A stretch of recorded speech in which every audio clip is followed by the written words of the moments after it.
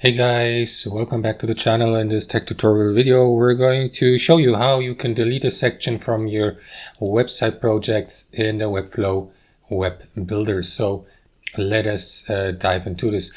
So guys, navigate to your website project and click into this Pages button in the top left, or use the shortcut P. Next, what you want to do guys is select a given page. And once that's done, head over to the navigator. So here we'll see all components that have been added to your current page. And amongst these components, you will see also the body and the sections.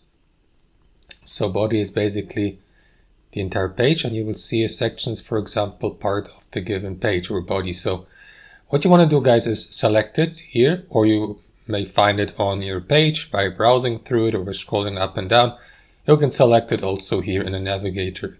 So what you want to do is right click into it here, and then menu select delete or use the shortcut backspace, or if you find it here with that handle, right click into it again and choose the same option and delete to, oh, now I chose the paragraph, so I mean the section here of course, and here again click into delete to remove the section, as you can see, and it is gone.